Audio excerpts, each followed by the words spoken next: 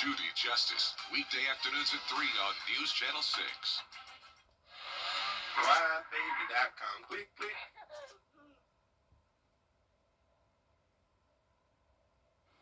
Now on News Channel 6 at 5, yes, snow in the forecast. What you need to know about the roadways as your News at 5 starts now. Live from Television Park, this is WJBF News Channel 6 at 5. Good evening, everybody. I'm Brad Means. And I'm Jenny Montgomery. Thanks so much for joining us. Coverage you can count on begins with several Columbia County students and teachers taken to the hospital after a gas exposure. Cedar Ridge Elementary School in Grovetown evacuated today after students and staff smelled what's being called a foul odor. Several people taken to the hospital. The rest of the school cleared out. They went to Grovetown Middle School at that time. News Channel 6's Francis Floresca live tonight at Cedar Ridge. And Francis, more than a dozen students and staff had to go to the hospital in a school bus. That's right, Brett and Jenny. At least 14 students and staff have been taken to the hospital, Wellstar MCG. So we kind of don't know what's going on right now with that. We also know for sure that students were taken over to Grovetown Middle School today. And according to the school, the fire department determined the cause was from a floor cleaner malfunction. The building is now considered safe, but students and staff have told to not come back today. We also have reached out to Wellstar MCG to see an update on the numbers of how many students and staff are actually at the hospital. And we'll bring you more later today at around 6 p.m. All right, Francis, we appreciate that coverage and grateful, hopefully, that everybody's okay after this. Yeah, really, that must have been scary for them. Well, it is time now for a first check of the weather. Our chief meteorologist, Jenna Petracci, standing by, laser focused on Saturday and Sunday for sure, Jenna. That's right, third weekend in a row where we have the threat of winter weather, and this weekend it's a more widespread threat across the CSRA. On Saturday we're expecting snow showers, and then on Sunday we will have a dangerous wind chill. But right now, not bad. It's just cloudy outside. This is our Terry Lambert Hyundai Skyview cam over in North Augusta. Chilly temperatures in the upper 40s to lower 50s. Swainsboro, you're our warmest spot at 53 degrees. Augusta's at 48, Bamberg, you're at 49, Wrightsville at 52, Waynesboro at 51, and we do have that dry air in place still. Notice the dew points down to the teens for some of us. Winds are coming out of the south, all very light, only up to 6 miles per hour in Augusta, just 5 in Aiken and Edgefield. There's the cloud cover on satellite and radar, but you can see for the rest of this evening, still no rain, just the cloud cover, with temperatures dropping into the upper 30s by 8 p.m. We will have the chance of a stray rain shower Friday night, and then that rain will start to transition over to snow early Saturday morning, really starting to stick to the ground by Saturday afternoon and evening. Check out the temperatures on Saturday, a high of 36. That will happen early in the morning, and then will fall throughout the day, eventually going all the way down to 15 on Sunday morning, with highs still in the 30s. I'll have more details on the threat of snow, and I'll time it out for you on our Futurecast coming up, so stay with us, but back to you. Jenna, thank you so much. With round 2 of winter weather heading our way, there's an emphasis on staying safe on the roads this weekend. Graham Lee has more on what you need to know for the next few days and how GDOT is preparing to treat roads once again. Sadie Michaud owns the CSRA driving school in North Augusta. She says road safety is an emphasis in each class, especially when it comes to changing weather conditions. We always go through any type of adverse conditions in class, so most important thing I tell students, if they don't have to be on the road in adverse weather, don't be on the road. Last week, GDOT treated state routes across our area to make the roads safer for drivers. Crews are getting ready to do that once again, but they'll only be treating certain routes because of the potential size of the storm. We're going to be focusing on interstates first, then some of those critical, high-priority, multi-lane state routes. And one big change is we're not going to get all the lanes. So if it's a 2 lanes each direction kind of road, like rural sections of I-20, we're only getting the outside lane and the ramps. If it's 3 lanes, we're just getting the 2 outside lanes. Workers are also planning to plow roads during the expected snowstorm and after it falls. Volk says they will treat roads based on priority. We got more than 50 pieces of equipment equipped to be able to plow and salt roads. Just treating by priority again, so interstates will get treated first, just trying to get one lane passable in each direction, and we'll move on down the list to high priority, medium, and then low. Experts say if you do need to drive, make sure headlights and brake lights are working properly and to use extreme caution coming to intersections and turns. Always apply the accelerator and brakes gently. You don't ever want to make aggressive hits to the brake or the accelerator in these kind of conditions. And if you do go into a skid, you need to steer in the direction of the skid, or steer into the direction that you want the vehicle to go. GDOT also continues reminding the public to watch out for brine trucks and stay at least 100 feet back. They say drivers should not expect the roads to stay clear even after plows have passed. In Augusta, Graham Lee, WJBF, News Channel 6. The Salvation Army with an urgent plea for new donations. The Center of Hope is Augusta's only overnight shelter that lets families stay together, providing safe lodging, meals, and essential support for those struggling with homelessness. They need blankets and towels right now. Those kinds of things, blankets, hand warmers, towels, sometimes we give that out to the community as well. So like you see these blankets here, this is for anyone. This store is for anyone. Anyone who needs to get an extra winter coat or needs mittens or beanies, that kind of stuff, they can come here and grab those things. But the big need that we're seeing is because we have such a high demand in clients right now. You can bring blankets and towels to the Center of Hope on Green Street or just donate money on their website. Aiken volunteers are getting started on the annual Point in Time count. They'll visit encampments to count the number of people without shelter and document their needs. That data will be used to help determine how much funding the county can receive to assist them. Lost Sheep Ministries is coordinating this year's event. Is we need to find out how many people are out there so that we can get the funding back into the county. That's the big thing about the pit count. It gives us an opportunity to show the government what we're lacking. So when we do that, the more that we get, the better we become, helping our unsheltered people.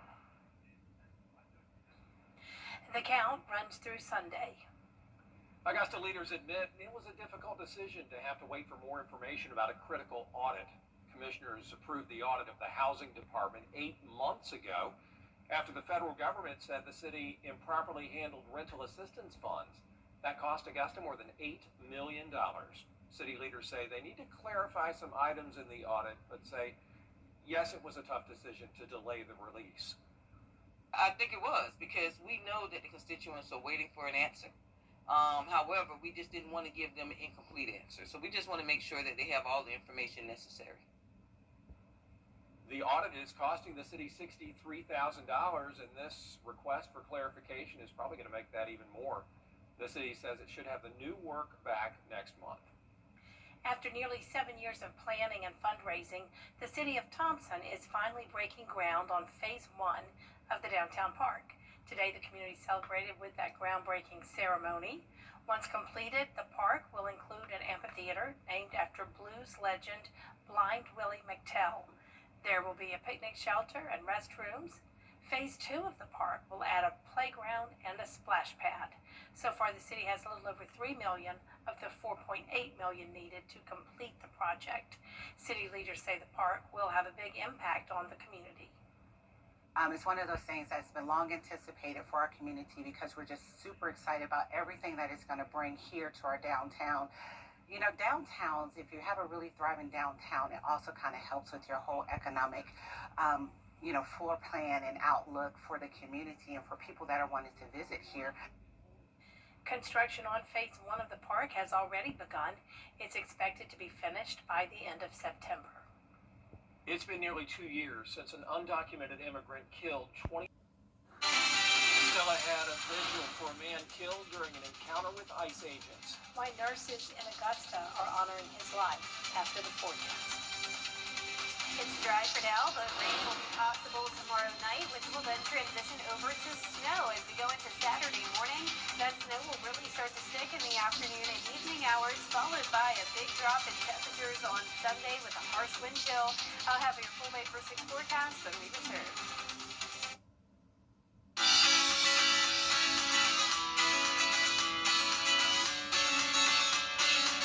News Channel 6 on Instagram.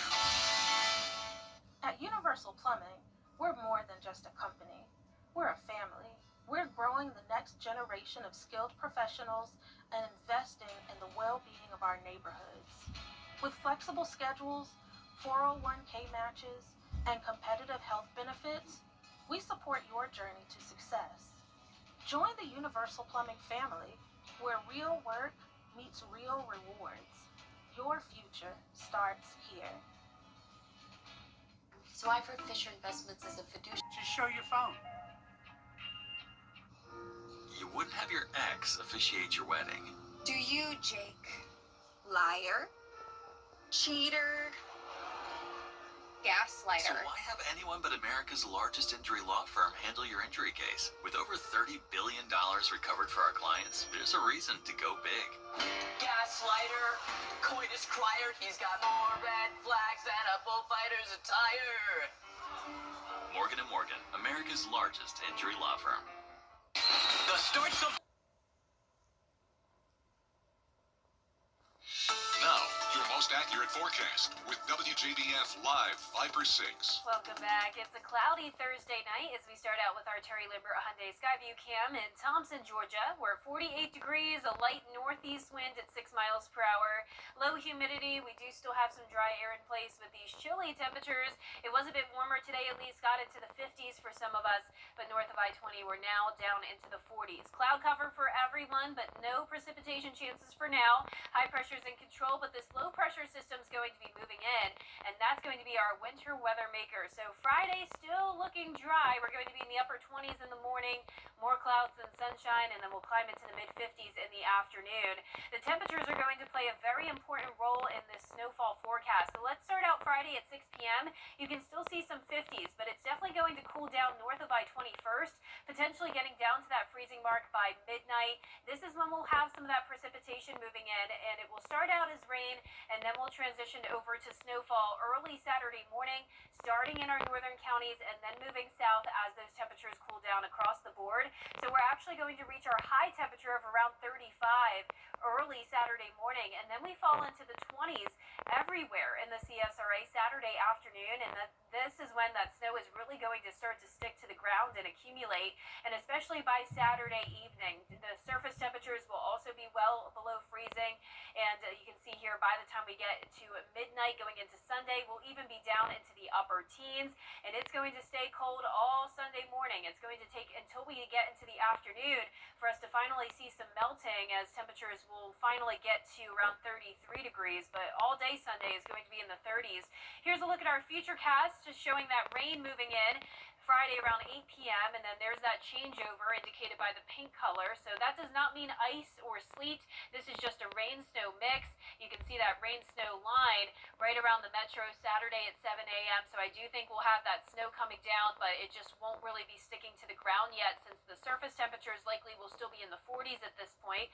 But by the afternoon hours, that's when we'll start to see the accumulation and more widespread snow coming down. It could be heavier at times, and this lasts until Saturday evening. So I think a lot of this will be wrapping up by around midnight. This model does have that snow lasting until early Sunday morning, but the main threat on Sunday will be the extreme cold, which we'll talk about in a moment. For Saturday, we have that winter storm watch for the entire area for 2 to 5 inches of snowfall. I still wouldn't rule out the possibility of parts of Saluda, Edgefield, and Aiken County even getting over 5 inches. Augusta expected to get around 2 to 3, and then lower totals in our southwestern counties. But the entire CSRA does have a good shot at seeing that snow. Very similar to last year when we had that snow January 21st. This was the first time Augusta saw snow since 2022. You can see some places like Wrightsville got up to 5 inches, and Augusta got 1.7. So I do think there's a pretty good chance that we could see more than that this time around. Now, this is going to be a dry snow. That's good news when it comes to the roads being less dangerous. There's still that threat, of course, but not as bad as if it were a wet snow. And with the dry snow, it's better for sledding and snow angels, not so good for building snowmen and snowballs. But your driving safety tips, be sure to accelerate and decelerate slowly, reduce speed, avoid locking up brakes, and if you can, just avoid being on the roads altogether from Saturday afternoon through Sunday morning. Remember, Sunday morning, it gets bitter cold, 0 to 5 degree wind chill. You can see our Futurecast model showing a lot of places at that 0 degree mark. Can't even rule out some negative values as well. So the Viper 6 alert day continues through Sunday morning, as we will have that snow on the ground still with the harsh temperatures, and then some black ice will still be possible on Monday morning for anything that doesn't completely melt and dry up. And then next week, staying chilly, highs in the 50s, lows in the 20s and 30s. All right, thanks, Jenna. We appreciate it. A vigil last night in Augusta for Alex Preddy, the man killed after an altercation with ICE. Up next, a journey across the ocean. Now, one sailor is attempting to beat the odds after the break. At Lionel's. A sailor is attempting a journey from California all the way to Japan. And he's doing it without the use of his eyes. Delaney White has his story. Hiro Iwamoto started losing his sight when he was just 13, but that hasn't stopped the sailor from reaching his goals and pushing the limits of what's possible. Don't limit yourself, Let's make impossible possible together. That's the motto of Hiro Iwamoto, a San Diego-based sailor who's planning to do what's never been done before, a solo sail between San Diego and Japan, completely blind. He first attempted this in 2013, and we're talking totally visually impaired, can't see a thing. The first attempt was short-lived. 6 days into the 2013 trip, you hit a whale. But Hiro was determined, and with the help of a guide, he completed a trans-Pacific voyage in 2019. After losing his sight at the age of 13, Iwamoto says he's consistently chosen challenge as his path forward, sailing through barriers. Now he's setting out to achieve new goals, planning to end his next trans-Pacific journey in his hometown in Japan. I want to do this myself, and I talked to the project manager here, and let's do it. Because you cannot see, it doesn't mean, you cannot do this. To accomplish his goal, he's relying on his other senses. I feel more senses than, sight. So I feel the wind, and wind on the cheek, and the sunlight, and the sun warmness. He also uses a number of different gadgets, such as an app called Lena that converts data to voice. Lena, wind speed true. Wind speed true 14 knots. And a camera on the boat, sending data through Starlink. So that anyone can see on the land what's going on and what kind of action I'm taking. On Tuesday, a surprise Challenged Athletes Foundation grant from sailing legend Malin Burnham was given to support Iwamoto's journey. There is no limit for Hiro. Hiro can do whatever he wants. Hiro plans to do a non-stop, solo, trans-Pacific journey in the spring of 2027. All the best to him for sure. That does it for us for this half hour. There is more coverage you can count on at 5:30. Including the White House negotiating with Senate Democrats on their demand to separate DHS funding from the government fund package. That story and more next.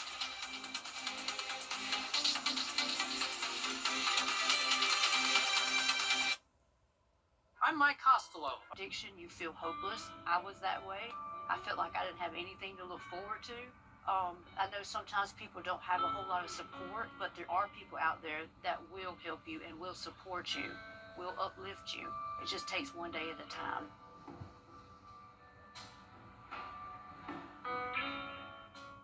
Join News Channel 6 as we present The Giving Gown, devoted to making sure that all young women feel beautiful on prom night. Donate your gently worn prom dresses, shoes, and accessories at Television Park in Augusta. Then join us on Saturday, February 7th at First Baptist Church in North Augusta from 9 to noon. Browse our large selection of items to try on and take home for free. The Giving Gown, sponsored by Bridgestone, Aiken Regional Medical Centers, and News Channel 6. To get the weather, you need to see the whole picture. That's why live Live Viper 6 gives you the Skyview network. Get a live view of traffic and weather from all over the CSRA.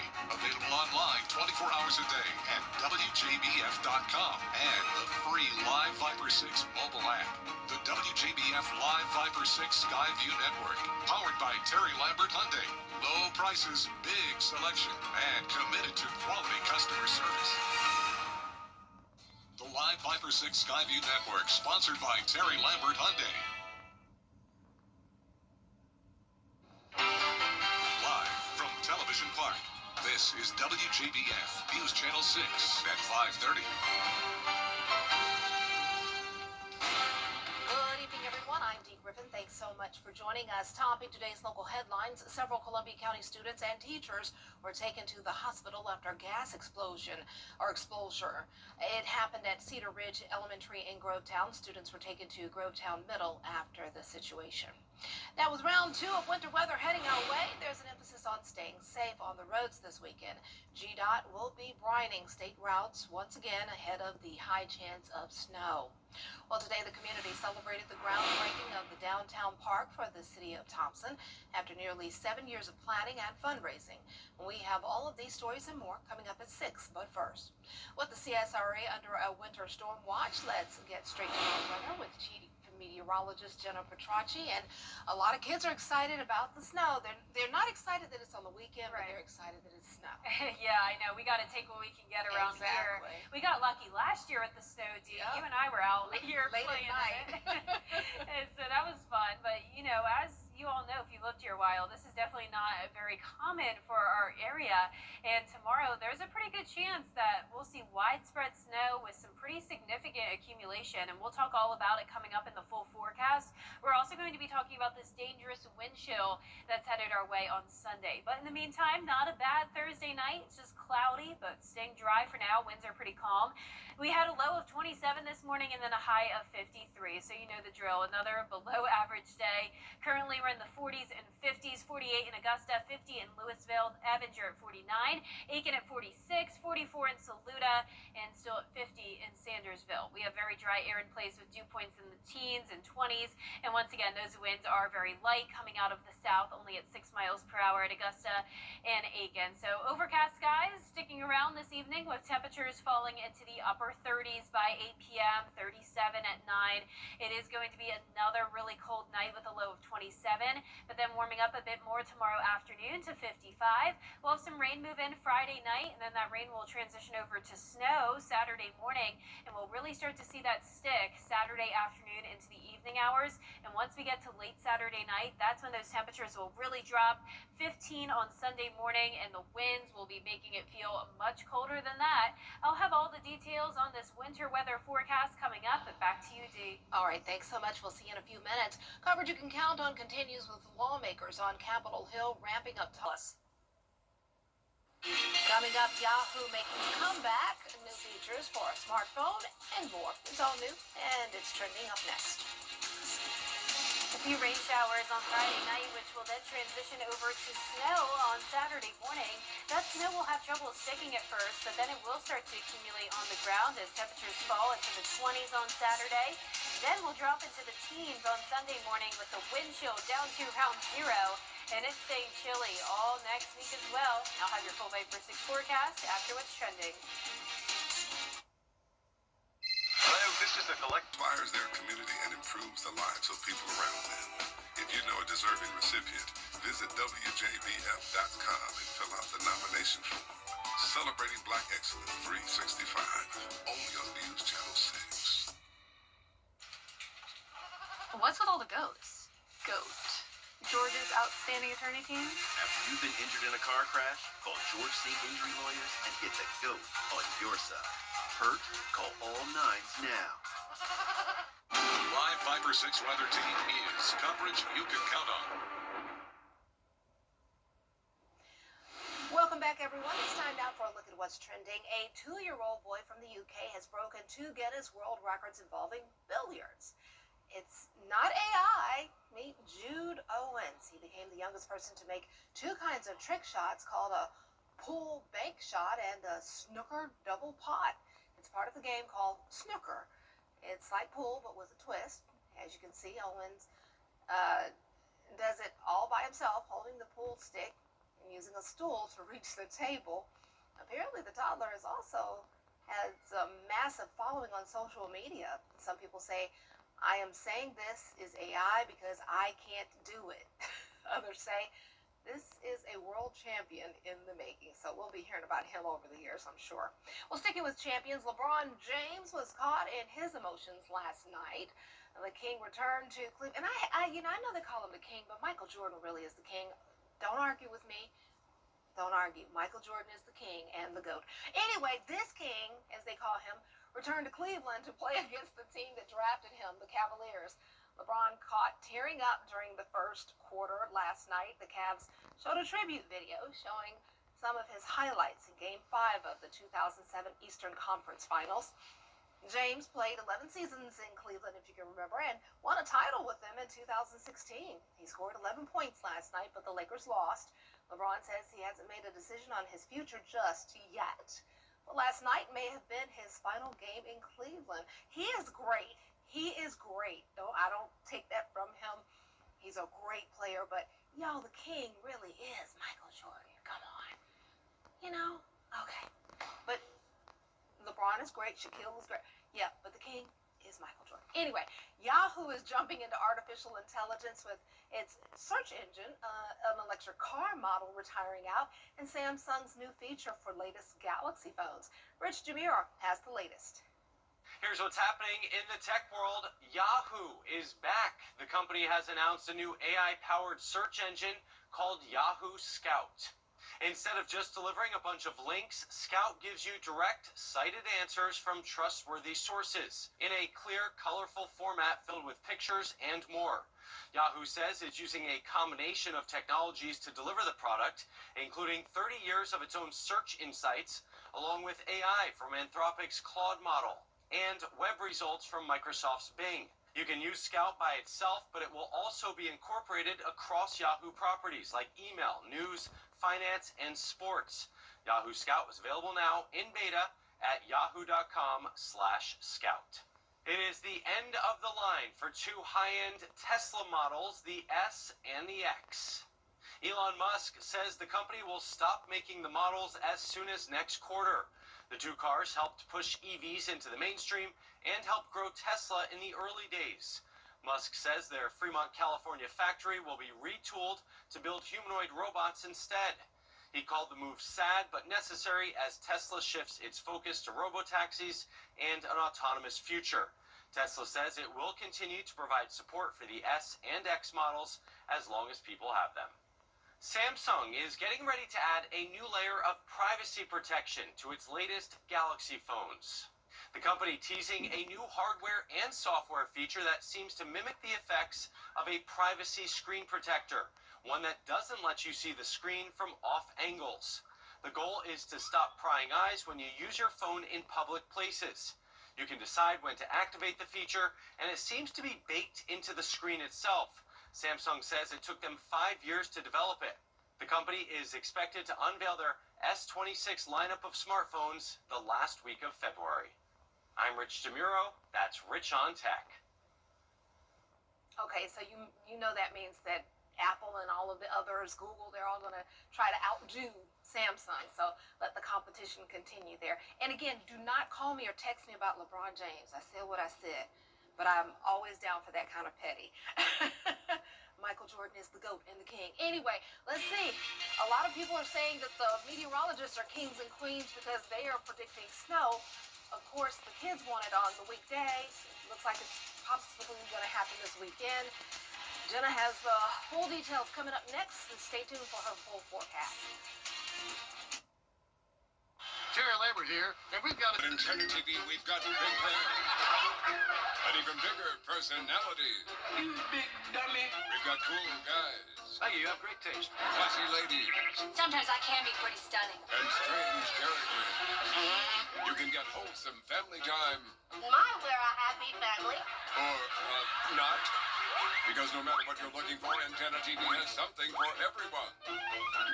Watch today on WJBF 6.3. The CSRA's favorite news app is now even better, with easier access to local news, weather, and live streaming video. Download the News Channel 6 mobile app. Now, your most accurate forecast with WJBF Live Viper 6. Welcome back. Check out this snowy view up in Pennsylvania. This is what the CSRA could be looking like tomorrow. We are expecting snow across the CSRA. It's going to be a winter wonderland for a lot of us, and it's also going to be bitter cold. So right now we're at 48 degrees. This is pretty warm compared to what we're going to see over the weekend. The northeast wind is coming in at 6 miles per hour. We still have some dry air in place with dew points in the 20s. Around the CSRA, we're ranging from around 41 to 50 degrees. Here's our satellite and radar. Very cloudy out there, but no rain for now as high pressure continues to keep us dry. This low pressure system will be our winter storm maker, though, as we go into Saturday morning. So Friday still looking dry, just cloudy, and temperatures will be a bit warmer thanks to winds out of the south. We'll be getting into the mid-50s after starting out the day in the upper 20s for around the third day in a row. Here's those temperatures Friday around dinner time. We will start to cool off in our northern counties first, but notice we're still well above freezing at this point.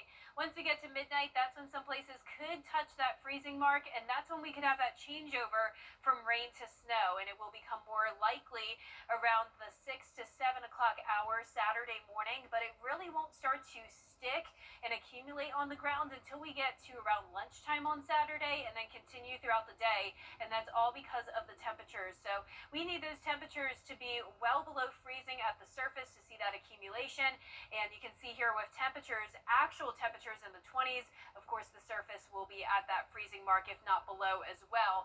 And then we'll start to fall into the teens Saturday night. It is going to be so cold Sunday morning, so I really want you to stay put from around noon on Saturday until noon on Sunday until these temperatures start to warm up and we have that sunshine, which will lead to melting, but that snow is going to last all Saturday night into Sunday. So here's our future cast. Friday at 8 p.m. we'll start to see that light rain push in, and then you can see this pink color here indicating that changeover from rain to snow. So no ice or sleet expected. This is just a rain and snow event. So Saturday morning, this is when you could start to see some of those snowflakes fly, but once again, a lot of it won't be sticking yet because of the surface temperatures being above freezing.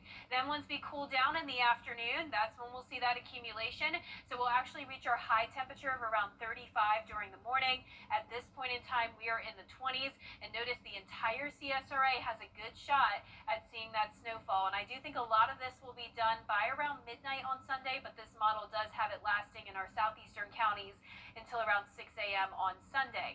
The winter storm watch goes from Friday night until Sunday afternoon. Once again, it won't be until around 12 to 1 p.m. Sunday where we'll see those temperatures warm up, leading to some melting. So 2 to 5 inches of snowfall expected across the board, with some places even over 5 inches.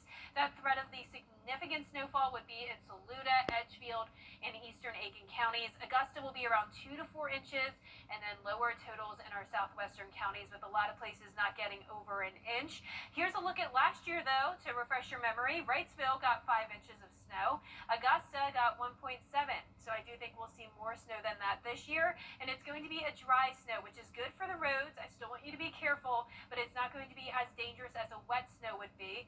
The dry snow is also better for sledding and snow angels, but not as good for snowmen and snowballs. Now, we have that extreme cold watch as well Saturday night into Sunday. Wind chill from 0 to 5 degrees. We also can't rule out some negative values possible, so please keep that in mind. And then anything that doesn't melt on Sunday could freeze over into black ice on Monday morning. We'll still be at 15 degrees in the morning and staying chilly all next week. And we'll be right back. I used to think all money... It is a Viper 6 alert day as we track severe weather. The live Viper 6 weather team is coverage you can count on for the entire CSRA. A new device on the market is flying off the shelves, the Tin Can phone. It looks like an old school landline, plugs into the wall, but it runs on its own Wi-Fi. Parents can approve who the kids can call and who can call them. Then they can chat with their friends. There is a $10 a month subscription to make calls. The phone costs $100. The idea is to make kids feel connected, just like we used to without the addiction of smartphones. Remember when you got mad or something on the phone, or that ability to slam down the phone? And yeah, smartphones took that ability away. That was so satisfying, wasn't it?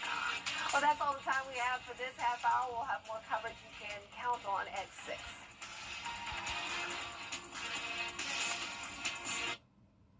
You can't always choose the weather, but you can choose your weather app. Go with the most accurate and most trusted, the Live Fiber 6 mobile app. Download it today. Dad, it's your shot.